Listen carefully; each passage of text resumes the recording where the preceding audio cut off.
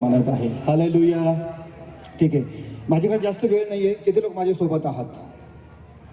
आता तुम्ही किती वेळ बसणार आहात मला माहिती नाही, कारण खूप वेळ आता बसलेले आहात तुम्ही. Hallelujah, hallelujah. तयार आहात तुम्ही? हालेलुया. ठीक आहे, माझ्याकडे 40 मिनिटाचा समय देण्यात आलेला आहे आणि 40 मिनिटामध्ये मी काही गोष्टी तुम्हाला देण्याचा प्रयत्न करेल. ख्रिसमस निमित्त. बोले यीशु मसीह की, बोले यीशु मसीह की. ठीक आहे, ओके. वेळ खूप झालेला आहे मला माहिती आहे आणि पहिल्यांदा मी एवढे लेट प्रचार चालू करत आहे. Praise the Lord. Hallelujah, hallelujah. चला एक वचन वाचूया आणि मी त्या वचनाकडे तुमचं लक्ष केंद्रित करू इच्छित आहे. जर मला कोणी सपोर्टर भेटलं वचन वाचण्यासाठी तर बेटर होऊन जाईल. कोणीतरी एक व्यक्ती मला वरती पाहिजे आहे ज्याने मला मदत करावी देवाचं वचन वाचण्यासाठी. कोणीतरी एक व्यक्ती.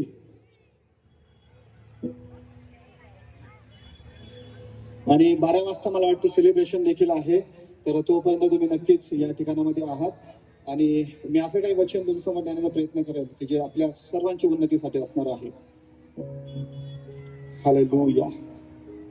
माझी इच्छा 1 मिनिट आपण सर्वजण उभे राहूया. सर्वजण 1 मिनिटासाठी, फक्त 1 मिनिटासाठी उभे राहूया. त्या प्रभूच्या नावाला धन्यवाद देऊया. हालेलुया. सर्वजण आपले डोळे बंद करूया, आपले हात उंच करूया. आपण स्वतःला ते परमेश्वरच्या हाती समर्पित करणार आहोत. सर्वजण आपल्याला आपल्या स्वतःला आपण त्या परमेश्वरच्या हाती समर्पित करूया. Hallelujah Lord. Thank you Jesus, thank you Jesus, thank you Jesus, thank you Jesus, thank you Jesus. आपले एक हात उंच करूया, एक हात आपल्या छातीवर ठेवूया. प्रभूला बोलूया, प्रभू तू माझ्यासोबत बोल. आता तुझा समय आहे. मी तुझं वचन ग्रहण करण्यासाठी या ठिकाणी आलेलो आहे. तुझ्या वचनाचं रहस्य तू आम्हा समोर प्रगट कर. तुझं वचन आमच्यासाठी आशीर्वादी ठरू दे. त्या वचनाच्या द्वारे तू आम्हाला शिकव, आम्हाला दोष दाखव, आमची सुधारणूक कर, आम्हाला नीती मार्गाने चालणं.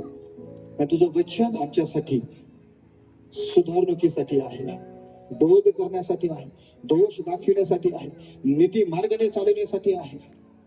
आम्ही तुझ्या हाती समर्पित होत आहे प्रभू येशूच्या नावाने. आमेन, आमेन, आमेन. चला एक वचन वाचूया. मी पास्टरला विनंती करेल, कृपया खाली बसूया. कृपया वचन होईपर्यंत कोणी आपली जागा सोडणार नाही.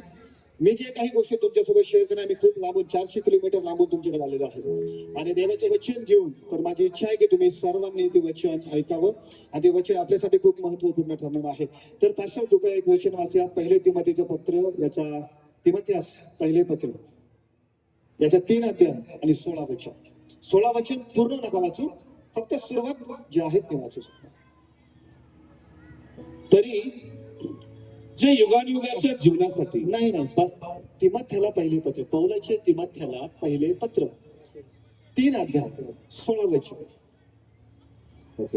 सुभक्तीचे गुज निर्विवाद मोठे आहे, तो देहाने प्रगट झाला. बस, ओके, थँक्यू. Hallelujah, hallelujah. ठीक आहे, या वचनाकडे मी तुमचं लक्ष केंद्रित करणार आहे. सुभक्तीचे गुज किंवा सुभक्तीचे रहस्य निर्विवाद मोठे आहे, तो देहाने प्रगट झाला. माझा आजचा विषय एकच असणार आहे की तो देहाने प्रगट झाला. आपण थोड्याच वेळामध्ये, 1 तासामध्ये आपण ख्रिसमस मध्ये किंवा ख्रिसमस सेलिब्रेट करणार आहोत. 25 तारीख सुरू होणार आहे आणि आपल्याला माहिती आहे की 2000 वर्षापूर्वी या जगामध्ये एका व्यक्तीने जन्म घेतला आणि त्या व्यक्तीच्या जन्माचं रहस्य मी तुमच्या समोर प्रगट करण्यासाठी या ठिकाणी 40 मिनिटात मी तुम्हाला ते रहस्य प्रगट करणार आहे. किती लोक ते रहस्य ऐकण्यास उत्सुक आहात? हालेलुया. ठीक आहे, बघा या ठिकाणी असं लिहिलंय, सुभक्तीचे रहस्य निर्विवाद मोठे आहे, तो देहाने प्रगट झाला. त्याचं देहाने प्रगट होणं एक रहस्य आहे. रहस्य शब्द का वापरलेला आपल्या सर्वांना माहिती आहे. रहस्य याचा अर्थ होतो एक गुज. Praise the Lord. जे झाकून ठेवलेलं असतं, जे लवकर कोणासमोर उघड केलं जात नाही, त्या गोष्टीला आपण रहस्य म्हणतो. तुम्हाला माहिती आहे का, एक रहस्य या जगामध्ये प्रगट करण्यात आलं, की एक रहस्य या जगामध्ये देण्यात आलं आणि असं लिहिलं गेलं आहे की तो देहाने प्रगट झाला. माझा प्रश्न असा आहे तुमच्यासाठी, तो म्हणजे कोण? कोण देहाने प्रगट झाला? तुम्ही बोलू शकता.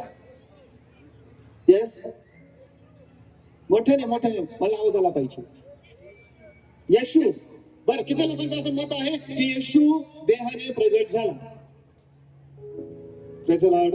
ओके, आता लक्षात द्या, या ठिकाणी असे शब्द वापरला की सुभक्तीचे रहस्य मोठं आहे की तो देहाने प्रगट झाला. तिथे नाव दिलं गेलेलं नाहीये, तिथे शब्द वापरला तो याचा अर्थ कोण आहे हे आपण जाणणार आहोत आणि ते जाणून आपण क्रिसमस सेलिब्रेट करणार आहोत. हालेलुया.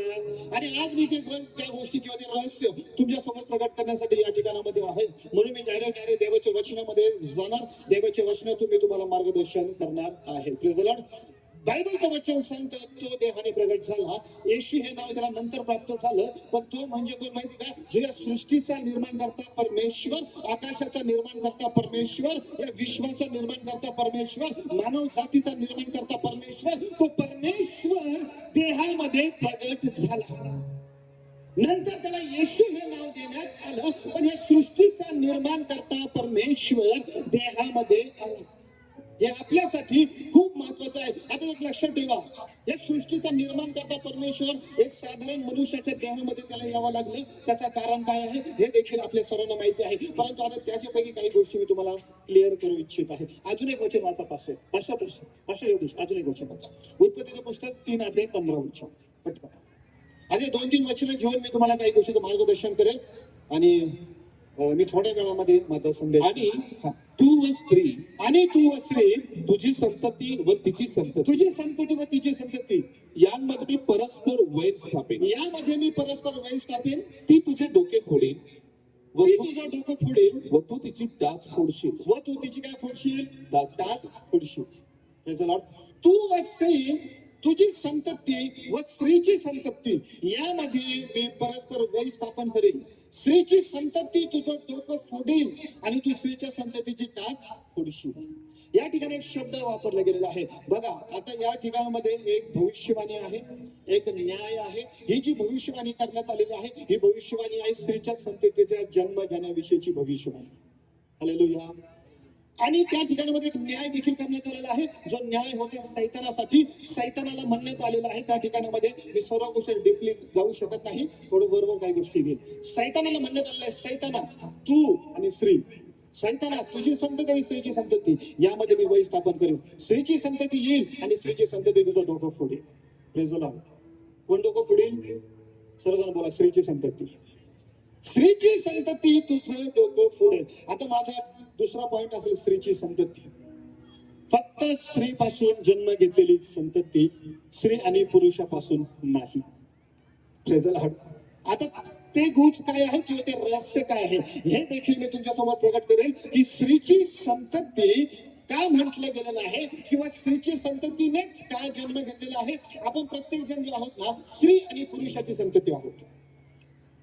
या जगामध्ये एकच असं शरीर निर्माण झालं जे फक्त स्त्रीच्या संतती म्हणून घोषित करण्यात आलेलं आहे. बाकी सर्व आगमापासून आतापर्यंत जेवढेही जन्माला आलेले आहेत प्रत्येक जण स्त्री आणि पुरुषाची संतती म्हणून घोषित करण्यात आलं. परंतु पूर्ण जगामध्ये एकच व्यक्ती आणि एकच शरीर असं निर्माण झालं जे फक्त आणि फक्त स्त्रीची संतती म्हणून घोषित करण्यात आलं. हालेलुया. आता हे रहस्य देखील आपण जाणणार आहोत आणि हे रहस्य देखील आपल्यासाठी खूप महत्वाचं आहे. अजून एक वचन आता पाहतो. हे 3 वचनं घेऊन मी तुम्हाला काही गोष्टी शिकवणार आहे. गलातीकरासपत्र 4:4 गलातीकरासपत्र 4:4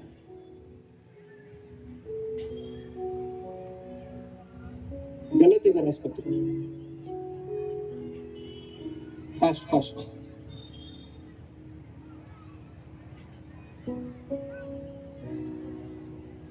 4:4. परंतु काळाची पूर्णता झाली. यस. तेव्हा देवाने आपल्या पुत्राला पाठवलं. यस. तो स्त्रीपासून जन्मलेला, यस. नियमशास्त्राधीन असा जन्मलेला होता. असा होता. Look at me. माझ्याकडे बघा. या ठिकाणामध्ये एक शब्द वापरला, काळाची पूर्णता झाली. तेव्हा देवाने आपल्या पुत्राला पाठवलं आणि तो स्त्रीपासून जन्मलेला नियमशास्त्राधीन असा होता. हालेलुया. बरं, आता मी 3 वचनं तुमच्यासमोर मांडलेली आहेत. मी थोड्या वेळामध्ये 3 वचनाचं रहस्य तुमचं प्रकट करेल. 3 वचनाला आपण मॅच करणार आहोत आणि ते मॅच करून आपण त्याच्यातून कोणतं रहस्य उघड होतं ना हे आपण जाणणार आहोत. आणि हे जाणल्याच्यानंच आपल्याला कळेल की आपण ख्रिसमस जो साजरा करत आहोत तो कशा स्वरूपाचा असणार आहे. हालेलुया. म्हणून आजच्या ख्रिसमस मध्ये जाण्याच्या आधी 25 तारखेमध्ये जाण्याच्या आधी आपण ह्या गोष्टी जाणण्याचा प्रयत्न करणार आहोत. Praise the Lord. पहिली गोष्ट तो देहाने प्रकट झाला, दुसरी गोष्ट स्त्रीची संतती येईल आणि डोकं ठेचेल, आणि तिसरी गोष्ट काळाची पूर्णता झाली तेव्हा स्त्रीच्या संततीने जन्म घेतला. आणि या गोष्टी आपण जाणणार आहोत. हालेलुया. ओके, बघा, परमेश्वराने आदामाच्या समोर एक भविष्यवाणी केली. ज्यावेळेस आदामाच्या द्वारे पाप झालं त्यावेळेस परमेश्वराने भविष्यवाणी दिली आणि ती भविष्यवाणी दिली सैतानाकडे बघून. किंवा सैतानाला परमेश्वर म्हटला, सैताना तू आणि स्त्री यांच्यामध्ये परमार्ग स्थापन करेल.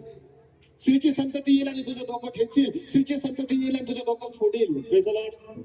ठीक आहे. ज्यावेळेस सैतानाला ही भविष्यवाणी समजली त्यावेळेस तुम्हाला मी सांगू इच्छित आहे, सैतानाने ही भविष्यवाणी कॅच केली आणि त्याला ही गोष्ट माहिती झाली की स्त्रीची संतती येणार आणि माझं डोकं ठेचणार आहे.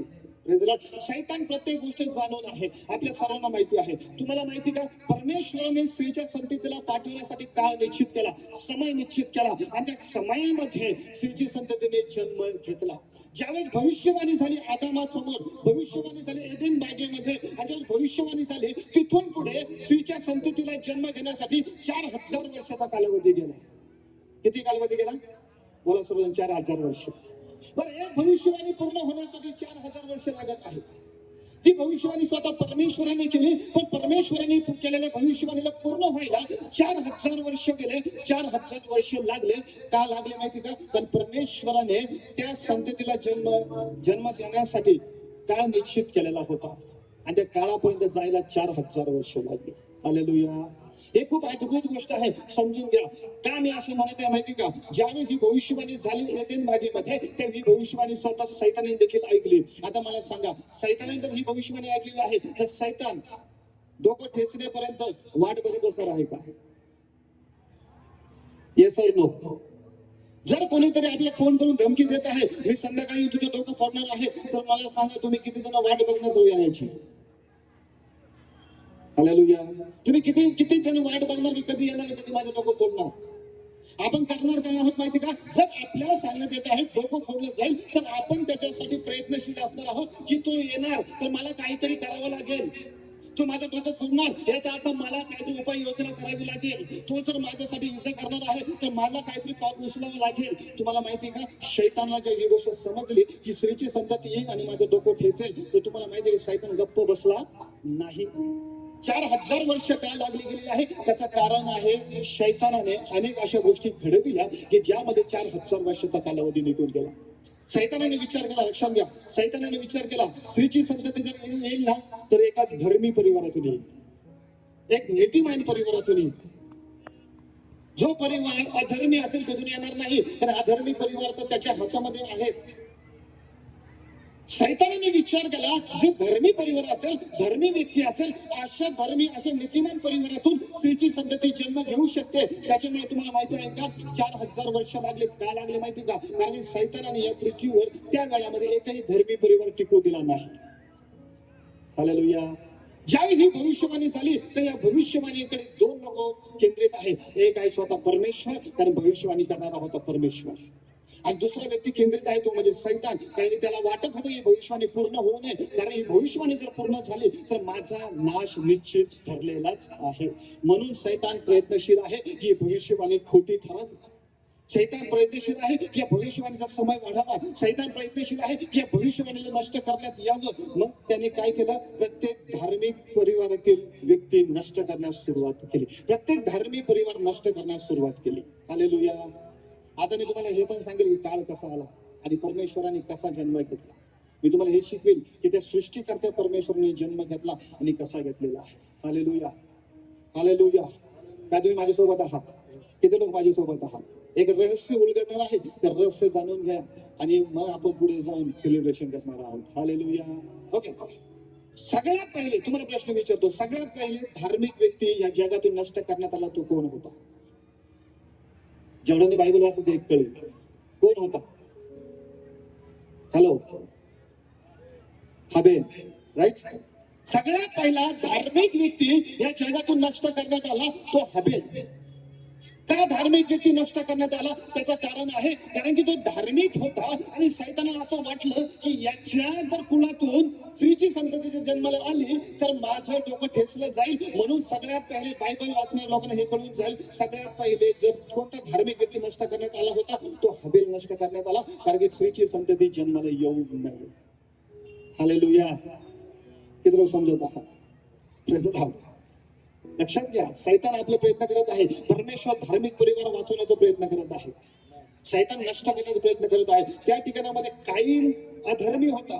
कायनाने हबेलाला मारून टाकलं. कायनाचं मन हे सैतानाने भरलं. का भरलं? कारण की हबेल हा धार्मिक दिसून आला आणि सैतानाला भीती वाटली की हबेलाच्या वंशातून जर हबेलाच्या वंशातून ती संतती जन्माला आली जिला स्त्रीची संतती म्हटलं जातं तर मी नष्ट केला जाईल. म्हणून सर्वप्रथम हबेल हा नष्ट केला गेला. नंतर आदामाला पुढचा मुलगा झाला. काय नाव आहे त्याचं? शेत. बोला सर्वजण, शेत. तिसरा मुलगा झाला. Praise the Lord. शेताच्या समयात देखील अशी घटना घडली. शेताचे वंश किंवा त्या मानव जात वाढत वाढत गेली आणि असं लिहिलंय की देवदूतांनी किंवा देवपुत्रांनी असं पाहिलं, जे पतन पावलेले देवपुत्र आहेत त्यांनी असं पाहिलं की मानव कन्या सुंदर आहेत आणि प्रत्येकाने त्यावेळेस बघा उत्पत्ती पुस्तक 6व्या अध्यायामध्ये लिहिलं की मानव कन्याशी विवाह केले आणि सगळ्या कन्या भ्रष्ट करून टाकल्या. का कन्या भ्रष्ट केल्या? कारण की स्त्रीची संतती जन्माला येऊ नये म्हणून सगळ्या स्त्रिया भ्रष्ट करण्यात आला त्यावेळेस. Praise the Lord. किती लोक समजत आहात? सगळ्या स्त्रिया उत्पत्तीचं पुस्तक 6 अध्यायामध्ये लिहिलं मानव कन्याशी विवाह करण्यात आले पतन पावलेल्या स्वर्गदूतांच्या द्वारे. त्यांनी सगळ्या स्त्रिया भ्रष्ट केल्या. का? कारण ती भविष्यवाणी सत्यात उतरू नये. याच पद्धतीने पुढे जर तुम्ही गेले ना तर पुढे ह्या घटना तुम्हाला मोठ्या प्रमाणात पाहायला भेटतील. Praise the Lord. मोठ्या प्रमाणात सैतान धार्मिक परिवार नष्ट करण्याचा प्रयत्न करत आहे, तो परमेश्वर धार्मिक परिवार टिकवण्याचा प्रयत्न करत आहे. का? काय टिकवायचं आहे? कारण परमेश्वराला त्याची भविष्यवाणी पूर्ण करायची आहे. परमेश्वराला सैतानाचा नाश करायचा आहे. परमेश्वराला पूर्ण जगातून पाप नष्ट करायचं आहे. परमेश्वराला प्रत्येक नाश पावणाऱ्या व्यक्तीला तारण द्यायचं आहे. त्याच्यामुळे परमेश्वराला धार्मिक परिवाराची गरज होती.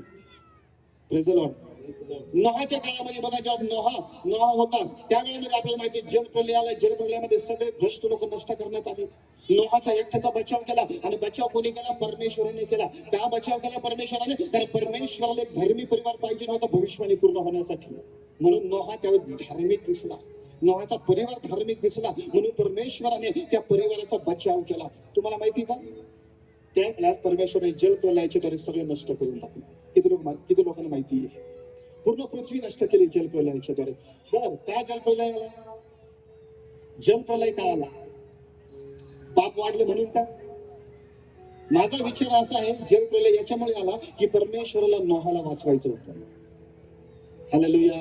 जलप्रलय नसता आला, सगळे अधर्मी लोक मारले गेले नसते, तर नोहा आणि नोहाचा परिवारही त्यांच्यामध्ये राहून राहून अधर्मी झाला असता आणि त्यावेळेस परमेश्वराचं ज्ञान आणि परमेश्वर भय कोणाचंच उरलं नसतं.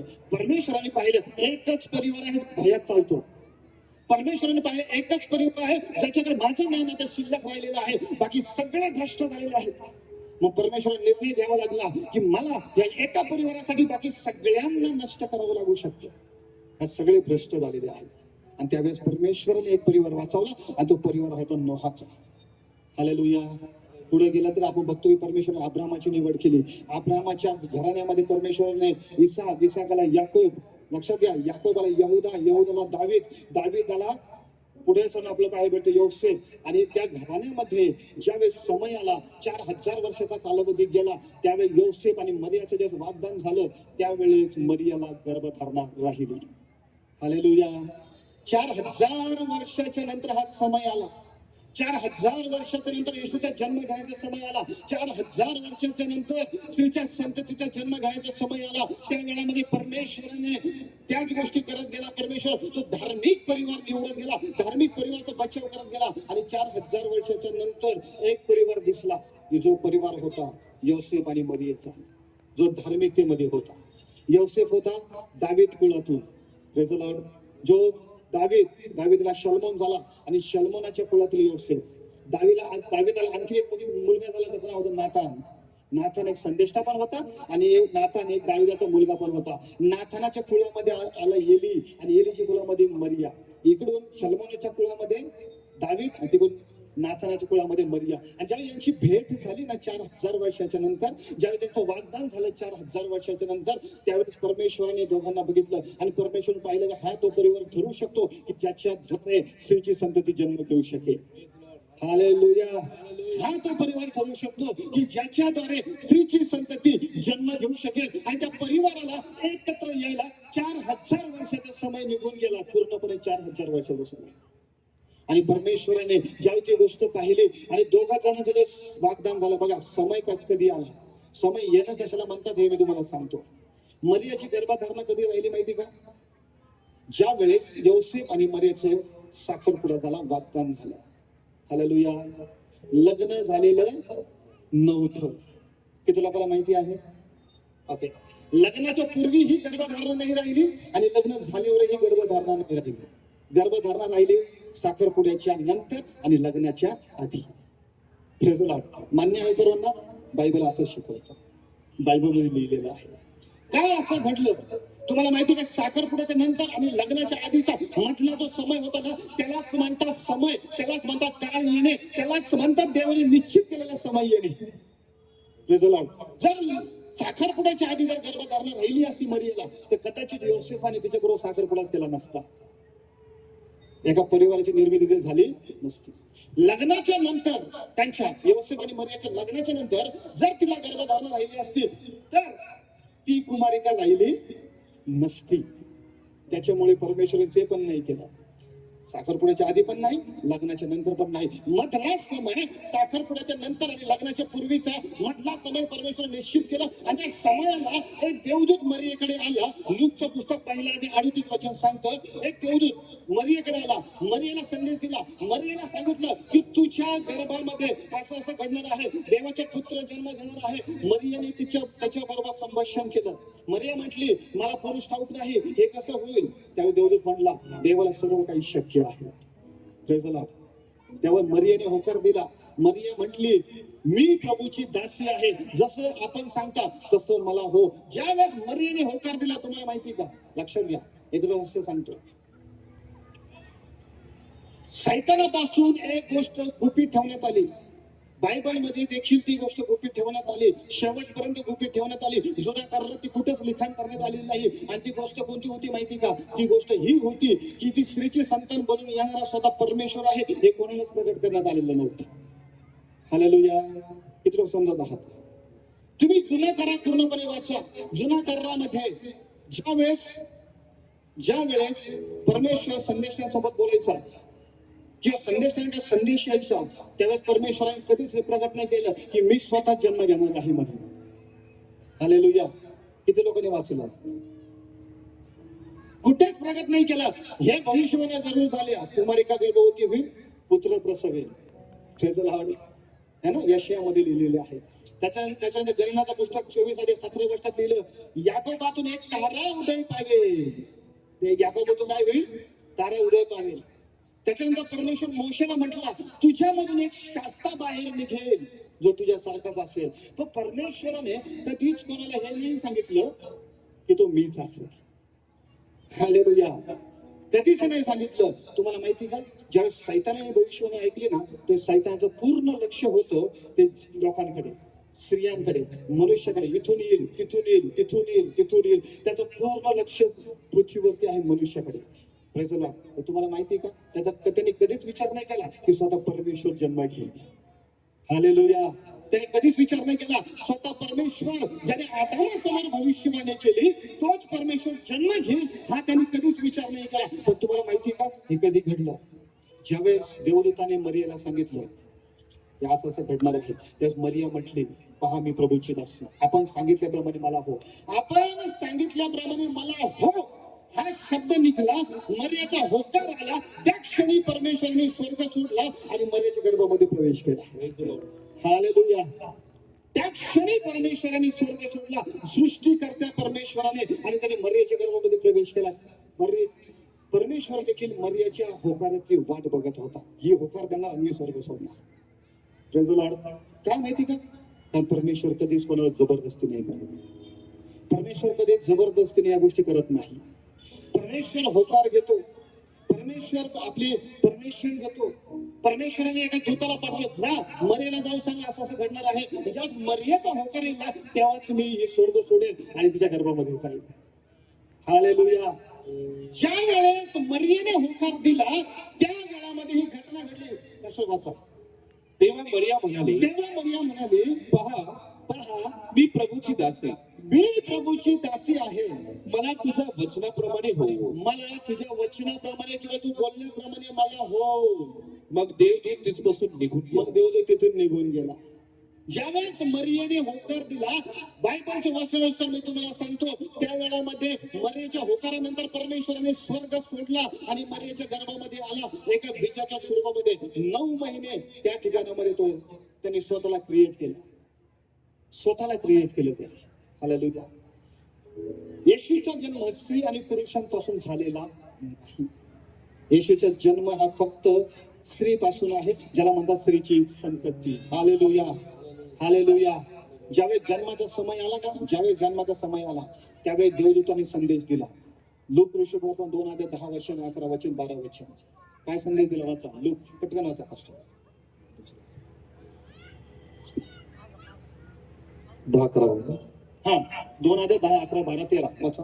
तेव्हा देवदूत त्यास म्हणाला, भिवू नका. पहा, जो मोठा आनंद सर्व लोकांस होणार आहे, त्याची सुवार्ता मी तुम्हाला सांगतो. ती ही की तुम्हासाठी आज दाविदाच्या गावात तारणारा जन्मला आहे. तो ख्रिस्त प्रभू आहे. तो कोण आहे? ख्रिस्त प्रभू आहे. बोला येशू मसीह की जय. Praise the lord. देवदूतांनी येऊन मेंढपाळाने संदेश सांगितला. काय संदेश सांगितला? सुवार्ता सांगितली. सर्व जगाला जो आनंद होणार आहे त्या बाबाची न्यूज, ती सुवार्ता मी तुम्हाला सांगत आहे. सर्व जगाला आनंद होणार आहे. का सर्व जगाला आनंद? या ठिकाणामध्ये पर्टिक्युलर कुठल्या लोकांचा उल्लेख नाही केला. पर्टिक्युलर कुठल्या जातीचा समाजाचा उल्लेख नाही केला. पर्टिक्युलर लोकांचा उल्लेख नाही केला. या ठिकाणामध्ये जगाचा उल्लेख केला. वाव. जगाचा उल्लेख. का जगाचा उल्लेख केला? आणि बायबलचे वचन सांगते या जगाचा निर्माता तो परमेश्वर आहे. म्हणून त्याने जगाचा उल्लेख केला आणि असं लिहिलं, सर्व जगातील लोकांना जो आनंद होणार आहे त्याची सुवार्ता मी तुमच्याकडे घेऊन आलेला आहे. का बरं आनंद होणार आहे त्यांना? त्याचं कारण आहे, आदामाने पाप केलं तेव्हापासून पाप मनुष्यावर सत्ता करत होतं. आदामाने आज्ञाभंग केला तेव्हापासून पाप मनुष्यावर सत्ता करत होतं आणि परमेश्वराची इच्छा नव्हती की पापाची सत्ता मनुष्यावर असावी. मग परमेश्वराने हे नियोजन केलं आणि त्यावेळी देवदूतांनी सांगितलं, आता सर्वांना आनंद होणार आहे. कसला आनंद होणार आहे? कारण जो पाप तुमच्यावर 4000 वर्षापासून सत्ता करत आहे, आता ते पाप नष्ट करण्यात येईल. ही आनंदाची बातमी आहे सर्वांसाठी. हालेलुया. आता हे पाप नष्ट करण्यात येईल. तुमच्यासाठी आनंदाची गोष्ट आहे की त्याने जन्म घेतला जो तारणारा आहे, त्याने जन्म घेतला जो पाप नष्ट करतो, त्याने जन्म घेतला जो तुम्हाला वाचवणार आहे, त्याने जन्म घेतला जो तुम्हाला अशापासून सोडवणार आहे. अशाने जन्म घेतलेला आहे. ही तुमच्यासाठी आनंदाची बातमी आहे. हालेलुया. तुमच्यासाठी म्हणजे फक्त त्यांच्यासाठी नाही, ती बातमी पूर्ण जगातील लोकांसाठी ठरली गेली. त्याचा आपण पण आलेलो आहोत. किती लोक खुश आहे या गोष्टीने की येशूच्या जन्माच्या द्वारे आपलं तारण आहे. हालेलुया. तेला विना पर्याय नाही त्या दिव्याच्या वातीला. तेला विना पर्याय नाही त्या दिव्याच्या वातीला. हालेलुया. येशू विना तारण नाही या मानवाच्या जातीला. हालेलुया. येशू शिवाय पर्याय नाही. येशूचा जगात येण्याचा उद्देशच मांडला गेलेला आहे की तो त्याच्या लोकांना पापापासून सोडवेल. दुसरा कोणताच उद्देश नाहीये. मत्तेचं पुस्तक 1:21 सांगतो, ज्या देवदूताने योसेफाला देखील एक बातमी दिली, तिला पुत्र होईल, तिचं नाव तू येशू असं ठेव.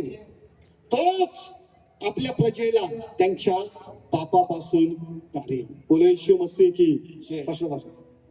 ती पुत्र प्रसवेल ती पुत्र प्रसवेल आणि तू त्याचे नाव आणि तू त्याचे नाव येशू ठेव, येशू असं ठेव, कारण तोच आपल्या लोकांस कारण तोच आपल्या लोकांस त्यांच्या पापापासून तारेल. कशापासून तरी. त्यांच्या पापापासून. हॅलो, पाठीमागचे सर्व, माझा आवाज येतोय? माझा आवाज येतोय? येशूचा या जगात येण्याचा उद्देश या ठिकाणी मांडला गेला. काय उद्देश होता येशूच्या या जगात येण्याचा? Praise the Lord. काय उद्देश होता? तोच आपल्या प्रजेला त्यांच्या पापापासून तारेल. एकच उद्देश. परत सांगतो ऐका, येशू या जगामध्ये जात बनवला आला नाही, धर्म बनवला आला नाही. येशू या जगामध्ये काळाचा गोरा करायला आला नाही, गोऱ्याचा काळाही करायला आलेला नाही. येशूवर विश्वास ठेवल्याने काळे लोक गोरे होणार नाही, गोरे लोक काळे होणार नाही. पण येशूवर विश्वास करण्याने पापाची क्षमा जरूर होणार आहे. येशूच्या या जगात येण्याचा उद्देशच आहे, दुसरा कोणताच उद्देश नाही मांडला गेला. येशू तुम्हाला आरोग्य देईल, उद्देश नाही मांडला गेला.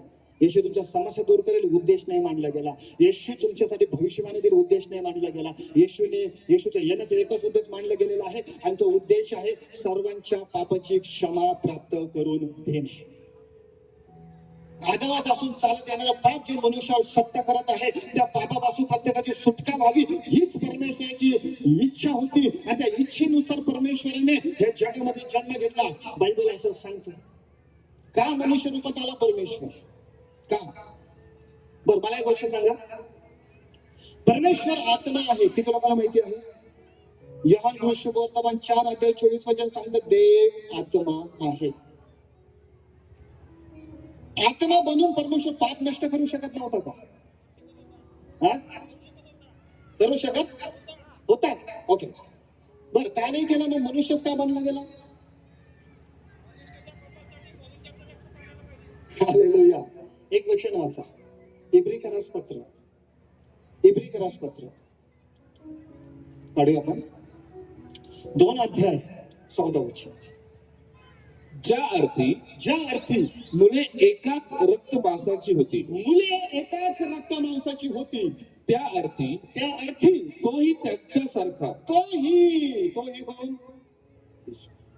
हॅलो, तोही कोण? येशू. नो, येशू नाही, तोही परमेश्वर. हालेलुया. कोण? तोही म्हणजे परमेश्वर त्यांच्यासारखा रक्त मांसाचा झाला, मग त्याला येशू नाव देण्यात आलं. हालेलुया. वाचा. ज्या अर्थी मुले एकाच रक्त मांसाची होती, ज्या अर्थी मुले एकाच रक्त मांसाची होती, त्या अर्थी तोही त्यांच्यासारखा रक्त मांसाचा झाला, यासाठी की मरणावर धनीपण सत्ता गाजवणारा, मरणावर धनीपण करणारा सैतान याला आपल्या मरणाने नाहीसे करावे, याला आपल्या मरणाने नष्ट करावे, म्हणून त्याला मनुष्य रूप धारण करावं लागलं. बायबल सांगतो मुले एकाच रक्त मांसाची होती. मुले म्हणजे आपण. पाप हे रक्त मांसामध्ये काम करत होतं. पाप कशात काम करत होतं? रक्त मांसामध्ये. मग आता पाप जर नष्ट करायचं ना, तर रक्त मांसच पाहिजे. मग ते रक्त मांस पवित्र पाहिजे. पण जगात तर कोणी पवित्र नव्हतं, म्हणून परमेश्वराला निर्णय घ्यावा लागला, जगात कोणी पवित्र नाही, म्हणून मला स्वतःला रक्त आणि मांसाच्या शरीरामध्ये जावं लागेल, आणि मी जाणार, त्याच्यानंतरच रक्त मांसातील पाप नष्ट होणार, म्हणून त्याला रक्त आणि मांसामध्ये यावं लागलं. बोलो येशू मसीह की. का केलं एवढे सर्व? याच्यासाठी की आपण आहोत, आपल्यासाठी या गोष्टी करण्यात आलेल्या आहे, मनुष्यासाठी या गोष्टी करण्यात आलेल्या आहे, मनुष्याला वाचवण्यासाठी या गोष्टी करण्यात आलेल्या आहे. खरा ख्रिसमस काय आहे? लक्ष द्या. खरा ख्रिसमस काय आहे? खरा ख्रिसमस नाचणं नाहीये. खरा ख्रिसमस डेकोरेशन नाहीये. खरा ख्रिसमस घराला कलर करणं नाहीये. मी याच्या विरोधात नाही, करा बिलकुल. पण मी जरूर एक गोष्ट जरूर सांगेन, ज्यांच्या पापाची क्षमा झाली ना, तुम्ही जरूर डेकोरेशन करा, तुमचा आनंद द्विगुणित होऊन जाईल. पण पापाची क्षमा झालेली डेकोरेशन करत बसणार ना, तर तसाच नरकामध्ये जाण्याची वेळ येईल आपल्याला. Praise the Lord. खरा ख्रिसमस तो आहे ज्यात पापाची क्षमा आपण प्राप्त करून घेतो, आणि आपल्यासाठी अगदी महत्वाची गोष्ट आहे. किती लोक समजत आहात? आपण एन्जॉय करणार, नाचणार, आपण सर्व गोष्टी करणार. मी पण करणार, माझ्या चर्चमध्ये सजावट केलेली आहे, पण मला गॅरंटी माझ्या पापाची क्षमा झाली म्हणून फुल खुश आहे. हालेलुया. मी जरूर ही पण गोष्ट सांगेल, ज्याला गॅरंटी आहे ना पापाची क्षमा, येशूचा येण्याचा उद्देशच आहे पापाची क्षमा. येशूचा येण्याचा उद्देश हा नाही की आपण डेकोरेशन करावं. येशूचा येण्याचा उद्देश हा नाही की आपण घरा कलर करत बसावे. येशूचा येण्याचा उद्देश हा नाही की ख्रिसमसच्या दिवशी दारू पिऊन कुठेतरी एन्जॉय करत बसावं. येशूच्या येण्याचा उद्देश हा नाहीये. येशूच्या येण्याचा उद्देश आहे तुमच्या आणि माझ्या पापाची क्षमा. जर हे होणार नाही ना तर आपला काही फायदा होणार नाही. किती लोक गॅरंटी करतायत, किती लोकांना गॅरंटी तुमच्या पापाची क्षमा झालेली आहे. मग तुम्ही धन्य लोक आहात. बिलकुल एन्जॉय करा, बिलकुल एन्जॉय करा, फुल्ली एन्जॉय करा. तुमच्या पापाची क्षमा झाली, तुमचा आनंद द्विगुणित होणार. पण ज्या व्यक्तीला अजूनही गॅरंटी नाही पापाची क्षमा झाली, मी परत सांगेन, डेकोरेशन करण्याच्या आधी स्वतःला तपासा. पापाची क्षमा प्राप्त करून घ्या, बिलकुल डेकोरेशन करा, तुम्ही आणखीन खुश असणार त्या गोष्टीमध्ये. बोला येशू मसीह की हालेलुया. बायबल देखील आपल्याला या गोष्टी क्लिअर करतो. येशूचा या जगात येण्याचा उद्देश स्पष्ट दिला गेलेला आहे, आणि तो उद्देश आहे की त्याच्या लोकांचं पापापासून सुटका करावी, तारण व्हावं. लोक या उद्देशाला समजत नाही, लोकांना हे उद्देश माहिती नाही, लोक या उद्देशाला नाकारतात. परमेश्वराची इच्छा आहे आपण वाचावे. पहिले पेत्र 3:9 लिहिलं गेलेलं आहे स्पष्टपणे. देवाची इच्छा आहे कोणाचाच नाश, कोणाचाच नाश, कोणाचा म्हणजे कोणाचाच नाही. तू कोणीही असो. हालेलुया. तो स्त्री असो, पुरुष असो, तरुण असो, जवान असो किंवा म्हातारा असो, कोणी असो, कुठल्या जातीचा असो, कुठल्या धर्माचा असो, परमेश्वर इच्छा नाही. कारण परमेश्वरला प्रत्येक व्यक्ती समान आहे आणि त्याच्या हाताने हे घडलं गेलेलं आहे. म्हणून तो बायबल सांगतं, आपल्या सर्वांना पाठांतर असलेलं वचन, देवाने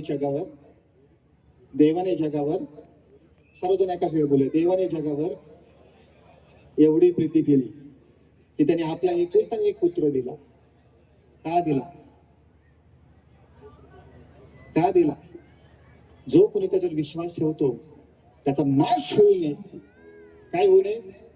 बरं, नाशाचा उल्लेख केला नाही इकडे, याचा अर्थ मनुष्य नाशवंत आहे किंवा मनुष्य नाश होऊ शकतो, पण देवाची इच्छा नाही नाश व्हावं म्हणून. नाशाचा उल्लेख केला याचा अर्थ नाश होऊ शकतो. देवाने का बरं प्रेम केलं तुमच्यावर, माझ्यावर? आपण चांगले आहोत म्हणून का? हालेलुया. आपण जर चांगले असतो ना तर नाशाचा उल्लेख कधीच आला नसता. मनुष्य जर चांगला असता तर बायबल नाशाचा उल्लेख करतच नसता. आपण चांगले आहोत म्हणून देवाने आपलं प्रेम नाही केलं, पण देव चांगला आहे म्हणून देव आपल्यावर प्रेम करतो. हालेलुया. देव चांगला आहे, आपण चांगले आहोत म्हणून नाही. आपल्याकडे बघून जर देवाने प्रेम केलं असतं ना तर एक पण वाचला गेला नसता. पण देव चांगला आहे म्हणून देव आपल्यावर प्रेम करतो. म्हणून त्याने आपला एकुलता एक पुत्र जगामध्ये दिला, यासाठी की जो कोणी त्याचा विश्वास करेल त्याचा नाश होता कामा नये. हालेलुया. हालेलुया.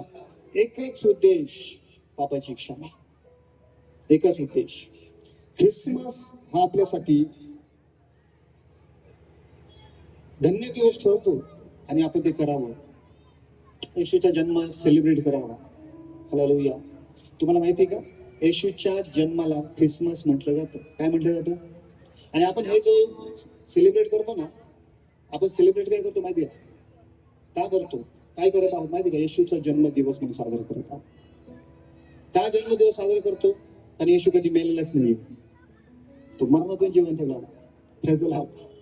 बघा, येशूच्या जन्मदिवसाला ख्रिसमस म्हटलं, येशूच्या मृत्यू दिवसाला आपण गुड फ्रायडे म्हणतो. आपण पुण्यतिथी म्हणत नाही, जयंती म्हणत नाही. प्रेझल हा. कारण जयंती आणि पुण्यतिथी मेलेल्या लोकांची केली जाते. येशू जिवंत आहे म्हणून आजही त्याला आपण ख्रिसमसच म्हणत आहोत. हालेलुया. तो मेलेल्यामध्ये नाहीये, तो जिवंत आहे म्हणून आपण आजही त्याला जिवंत म्हणून घोषित करत आहोत. आणि त्याच पद्धतीने विश्वास म्हणून केक कटिंग करतो. का? कारण येशूचा जन्म झाला 2000 वर्षापूर्वी. का झाला? तर त्याने मला वाचवलं. मला वाचवण्यासाठी तो आला या ठिकाणामध्ये. तो मरण पावला, तिसऱ्या दिवशी पुन्हा जिवंत झाला. आजही तो जिवंत आहे. इब्री लोकांपत्रात लिहिलेलं आहे, आपला मध्यस्थ आजही जिवंत आहे, आज आपली मध्यस्थी आजही करत आहे. म्हणून आपण वाचले जात आहोत, म्हणून आपण तारले जात आहोत, म्हणून आपण बचावले जात आहोत, म्हणून आपल्या पापाची क्षमा होत आहे, म्हणून आपल्यासाठी स्वर्गाचं राज्य मोकळं झालेलं आहे. आज जरी आपण प्रभू येशूवर विश्वास करून पश्चाताप करून पापाची क्षमा प्राप्त केली, आज जरी येशू आला तरी सुद्धा आपण स्वर्गाच्या राज्यामध्ये प्रवेश करणारे लोक आहोत. आपण नाश होणार नाही, पण आपण प्रभू येशूवर विश्वास करतो. बोलो येशू मसीह की, बोलो येशू मसीह की. तो परमेश्वर या पृथ्वीवर आला, तो देहाने प्रगट झाला, सृष्टी निर्माण करता परमेश्वर तुमच्या आणि माझ्यामध्ये येऊन त्याने वस्ती केली, त्याने मनुष्यामध्ये येऊन वस्ती केली. ही खूप अद्भुत बाब आहे. बोलो येशू मसीह की, बोलो येशू मसीह की. Hallelujah, hallelujah. खूप अद्भुत गोष्ट आहे. असं लिहिलंय, स्वर्गदूत म्हटले तुमच्यासाठी दाविदाच्या गावामध्ये तारणारा जन्मलेला आहे. कुठे? बोला सर्व, दाविदाच्या गावात. बर, दाविदाच्या गावाचं नाव काय आहे? बेथलहेम. काय नाव होतं? सर्वजण बोला, बेथलहेम. बरं, हे बेथलहेमचा अर्थ काय होतो? देवाचे घर नाही, भाकरीचे घर. बेथलहेम या शब्दाचा अर्थ होतो भाकरीचे घर. काय काय अर्थ होतो? भाकरीचे घर. रजलाड. बर, आता मला सांगा, भाकरीचे घरामध्ये काय राहतं? हॅलो, काय राहतं? भाकरच राहते. आपल्या प्रत्येकाच्या घरामध्ये भाकरीचं घर असतं, ज्याला आपण भाकर ठेवण्याची जागा काय बोलतो? त्याला आपण टोपली म्हणतो ना, ज्याच्यावर भाकर केल्या त्याचं टाकतो आपण, ते भाकरीचं घर आहे. हालेलुया. बरं, येशूचा जन्म बेथलहेम मध्ये झाला. येशू राहिला होता नाझरेथला, येशूचे आई वडील राहिले होते नाझरेथला. परंतु ज्या वेळेस जन्माचा समय आला ना, त्या नेमकी त्यावेळेला नावनिशी लिहिली गेली आणि परमेश्वराने केलेला प्लॅनिंग होता, नावनिशी लिहिली जावी. का? कारण हे तिकडे जावे, बेथलहेमला. काय जावे? कारण बेथलहेम या शब्दाचा अर्थ भाकरीचं घर. आणि योहान 3:35 मध्ये येशू म्हटला, मीच जीवनाची भाकर आहे. मग भाकर ही भाकरीच्या घरातच राहणार, भाकर ही भाकरीच्या घरातच निर्माण होणार, भाकर ही भाकरीच्या घरातच तयार होणार, आणि भाकरीच्या घरात तयार होऊन आणि सर्वांना सार्वकालिक जीवन दिलं. बोला येशू मसीह की. Hallelujah, hallelujah. बेथलहेम मध्ये त्याचा जन्म झाला, कारण की बेथलहेम या शब्दाचा अर्थ आहे भाकरीचे घर. आणि येशू स्वतःला भाकर म्हणत आहे, मीच जीवनाची भाकर आहे. प्रभू भोजन करताना येशूने भाकर मोडली आणि काय म्हणलं? हे जे मोडत आहे ना, हे मी आहे, हे माझं शरीर आहे. कारण मी भाकर आहे. तुम्ही जर मला खाणार ना, तुम्ही जर मला ग्रहण करणार ना, तर तुम्ही सर्वकालिक जीवन प्राप्त करणार. जो मला खाईल त्याला माझ्या बरोबर वाटा मिळेल. खाईल याचा अर्थ काय? जो मला ग्रहण करेल त्याला माझ्या बरोबर वाटा मिळेल. बोले येशू मसीह की, बोले येशू मसीह की. हालेलुया. लक्षात घ्या, येशूचा येण्याचा उद्देश आहे आपल्या पापांची क्षमा होऊन आपल्याला नवीन जीवन प्राप्त होणे. येशूच्या येण्याचा उद्देश चमत्कार कधीच नव्हता. येशूच्या येण्याचा उद्देश भविष्यवाण्या कधीच नव्हत्या. चमत्कार आणि भविष्यवाण्या किंवा चमत्कार घडणं हे तुमच्या पाप क्षमेच्या नंतर तुम्हाला बोनस पॉइंट आहेत. हालेलुया. जर पापाची क्षमाच होणार नाही तर चमत्काराची अपेक्षा करून करणार काय होता? पापाची क्षमाच होणार नाही तर चमत्कार घेऊन करणार काय होता? पापाची क्षमा होणार तर चमत्कार पण होणार. पापाची क्षमा होणार, सगळ्यात मोठा चमत्कार होईल की आपण देवाच्या राज्यामध्ये पोहोचणार. याच्यापेक्षा मोठा चमत्कार कोणताही नाही. हालेलुया. मी चमत्काराच्या विरोधात पण नाही. माझ्या बऱ्याचशा मीटिंग होत्या पुऱ्या भारतभरमध्ये, खूप मोठे मोठे चमत्कार होतात. मी पाहिले, पण मी खुश नाही होतो चमत्काराने. का नाही हो? मी तेव्हा खुश होतो जर एखाद्या व्यक्तीने आपलं मन बदलून जर देवाकडे आपलं जीवन देऊन टाकलं ना, तर मला आनंद होतो. चमत्कार होणार, संपणार, आज होणार, नाही संपणार, सांगू नाही शकत. पण एखाद्या व्यक्तीने आपलं जीवन बदलवलं ना, तर ते खरं संजीवन आहे आणि खरं तर देवाचं काम आहे. Hallelujah, hallelujah, hallelujah. म्हणून प्रभू येशूचं या जगामध्ये येण्याचा उद्देश आपल्या पापांची क्षमा करणं होतं. चला डोळे बंद करूया, जो समय संपलेला आहे. बरंच काय आहे सांगण्यासारखं, पण समयाच्या अभावाने मी या ठिकाणी थांबत आहे. यावर प्रार्थना करूया, प्रभूला धन्यवाद देऊया. हालेलुया. डोळे बंद करू 1 मिनिट. आपले हात करूया, त्या परमेश्वराच्या समोर आपण जाऊया. अजूनही ज्यांच्या पापाची क्षमा झाली नाही असं तुम्हाला वाटत असेल, अजूनही तुम्हाला असं वाटेल मी नाश होऊ शकतो असं वाटत असेल, तर मी तुम्हाला विनंती करेन, हा समय तुमच्यासाठी आहे. यानंतर समय येईल किंवा नाही माहिती नाही, पाप क्षमा प्राप्त करण्याचा समय ते येशूच्या नावाने केलं जाईल. हालेलुया. कारण तो आपल्यासाठी मेला, आपल्यासाठी तो जिवंत झाला, आपल्यासाठी तो स्वर्गातही गेला. या आपण उभे राहूया आपण सर्वजण आपले हात उंच करूया. मी त्यांना पुढे बोलू इच्छित आहे ज्यांना असं वाटतं की तुम्हाला पुन्हा एकदा प्रभूशी आपलं नातं घट्ट करणं गरजेचं आहे. मी तुमच्यासाठी प्रार्थना करेन. हालेलुया. 2 ते 3 मिनिटात मी सर्वांसाठी प्रार्थना करेन. माझा समय संपला. 2 ते 3 मिनिटांमध्ये आपले हात उंच करूया. सर्व आपले हात उंच करूया. हा समय आहे देवापासून अभिषेक प्राप्त करण्याचा. हा समय आहे पाप क्षमा प्राप्त करण्याचा. हा समय आहे आपल्या शरीरामध्ये आरोग्य प्राप्त करण्याचा. हा समय आहे आपल्या समस्यातून सुटण्याचा. हालेलुया.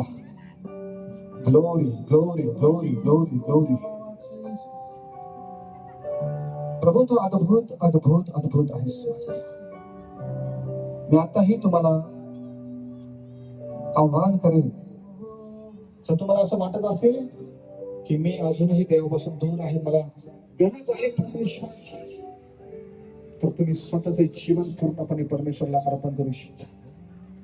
काय आहे खरं संजीवन? खरं संजीवन आहे एक व्यक्ती आपल्या पापाची क्षमा प्राप्त करून नवीन जीवन प्राप्त करेल. लंगडा चालणं संजीवन नाहीये, मेलेला जिवंत होणे संजीवन नाहीये, आंधळ्याला दृष्टी येणं संजीवन नाहीये, बहिऱ्याला कान मिळणं संजीवन नाहीये, पण पापी व्यक्तीने मन बदलवणं संजीवन आहे. पापी व्यक्तीने आपले पाप सोडून देणं संजीवन आहे. पापी व्यक्तीने आपला स्वभाव बदलणं संजीवन आहे. पापी व्यक्तीने आपलं वाईट जीवन सोडून देणं संजीवन आहे. याच्यानंतर तुमचं जीवन बदललेलं असेल. मी प्रभू येशूच्या नावात घोषित करत आहे 2025 वर्ष इचलकरंजीसाठी एक आशीर्वाद वर्ष ठरेल. 2025 वर्षामध्ये नवीन मंडळाची स्थापना असेल. 2025 वर्ष या इचलकरंजीसाठी संजीवनाचं वर्ष ठरेल.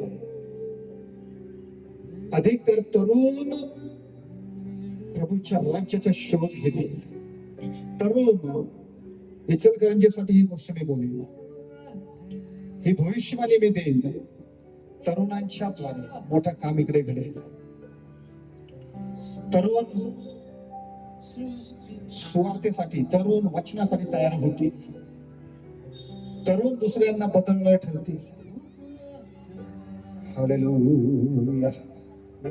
या प्रार्थना करूया स्वतःसाठी. या प्रार्थना करू आपण स्वतःसाठी. प्रार्थना करूया. हा समय आपल्यासाठी आहे. हा समय आपल्यासाठी नाही. यानंतर समय नाही. कदाचित यानंतर समय नसेल. आज रात्री जर येशूचं आगमन झालं तर आपल्याकडे समय उरणार नाही. हा समय आहे प्रभू मध्ये समर्पित होऊन आपलं जीवन त्याला देऊन टाकण्यासाठी. हालेलुया. एक संजीवनाची लाट तुम्ही इचलकरंजीमध्ये अनुभवत आहे. एक संजीवनाची लाट. Holy spirit. मी बघत आहे बरेच जण आपल्या जीवनाला तपासत आहे की मी कुठे चुकत आहे. प्रभू मला क्षमा कर. मी माझं जीवन बदलण्यास तयार आहे. माझे विचार बदलण्यास तयार आहे. माझं बोलणं बदलण्यास तयार आहे.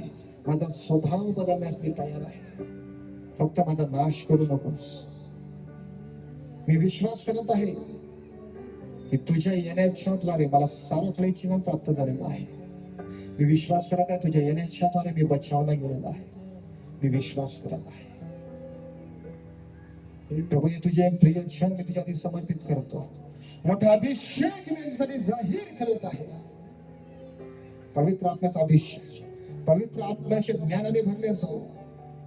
प्रत्येकाचे अंतकरण उघडले जाव, शास्त्र कळावं म्हणून, बायबल कळावं म्हणून, रहस्य कळावे म्हणून प्रत्येकाचं अंतकरण उघडले जाव. मी बघत आहे या ग्रुप मधून, मी बघत आहे या पब्लिक मधून काही असे लोक उभा राहत आहे जे वचनाचे गहन रहस्य प्रगट करतील, अनेकांना शिकवतील, शिक्षक तयार होतील, शिष्य तयार होतील. प्रभू येशूच्या सामर्थ्य नावात 2025 वर्षात सगळ्या गोष्टी घडण्यास सुरुवात होत आहे. प्रभू ही मंडळी, प्रभू हे लोक, हे इचलकरंजीचे प्रभू तुझे लोक तुझ्या हाती समर्पित करतो. या ठिकाणचे पास्टर्स लोक, या ठिकाणचे लिडर्स लोक, या ठिकाणचे पॉलिटिशियन, या ठिकाणचे सर्व प्रभू लोक तुझ्या हाती आम्ही देत आहोत. प्रत्येकाला प्रभू सत्य कळावं आणि प्रत्येकाने सत्य जाणून घ्यावं, प्रत्येकाने आपले जीवन बदलावं, प्रत्येकाने आपले जीवन तुला द्यावं, प्रत्येकाने आपले पाप क्षमा प्राप्त करून घ्यावी. कारण तुझं येणं जवळ आहे माझ्या देवा. तू येण्याच्या पूर्वी प्रत्येकाने आपले जीवन तुझ्या हाती समर्पित करावं. असंच तू कर माझ्या देवा. हे तुझे लोक मी तुझ्या हाती देत आहेत. तुझी दया आणि तुझी कृपा त्यांच्यावर असू दे. दया कर प्रभू. सर्वांना तुझ्या हाती देतो माझ्या देवा. सहायता कर आणि मदत कर. स्पेशली तरुण लोक तुझ्या हाती देतो प्रभू. त्यांच्यावर जे अटॅक असतील, जे विचारांच्या द्वारे, शारीरिक वासनांच्या द्वारे, शारीरिक गोष्टींच्या द्वारे प्रभू येशूच्या नावात तोडत आहे. प्रत्येक तरुण फ्री होऊन जाऊ येशूच्या नावामध्ये. प्रत्येक तरुण मोकळा होऊन जाऊ येशूच्या नावामध्ये. प्रत्येक तरुण मोकळा होऊन जाऊ येशूच्या नावामध्ये. सर्व बंधनातून प्रभू सर्वांना आम्ही तुझ्या समर्पित करत आहोत. Hallelujah, hallelujah. येशूच्या नावाने प्रार्थना करतो. आमेन. सर्वांना आपल्या हातून बोलूया आमेन. आमेन. मोठ्याने बोलूया आमेन. आमेन. असेच हो. जरा तो असेच हो. असेच हो. असेच हो. असेच हो. इचलकरंजीमध्ये संजीवनी हो. आमेन. हालेलुया. चला प्रभूला धन्यवाद असो. या ठिकाणी मला समय मिळाला त्याबद्दल मी प्रभूचे आभार मानत आहे. पास्टर योगेश यांनी मला कॉल केला. अभिनव बापूंना धन्यवाद देत आहे. आमचे मोठे बंधू राजू दादांना धन्यवाद देत आहे, जे माननीय माझे आमदार होते आणि आमची चांगली मैत्री पण आहे. कुठेही आमची भेट होत असते. हालेलुया. प्रभू त्यांना आशीर्वाद करो. त्यांचं राजकीय करिअर मोठ्या प्रमाणात घडवून आणि येत्या दिवसामध्ये परमेश्वर त्यांच्याद्वारे मोठी सेवा या ठिकाणामध्ये घडवून आणो. प्रभू तुम्हाला आशीर्वाद करो. God bless you all. Praise the Lord. पुढील वेळ मी पास्टरांच्या हातामध्ये देत आहे.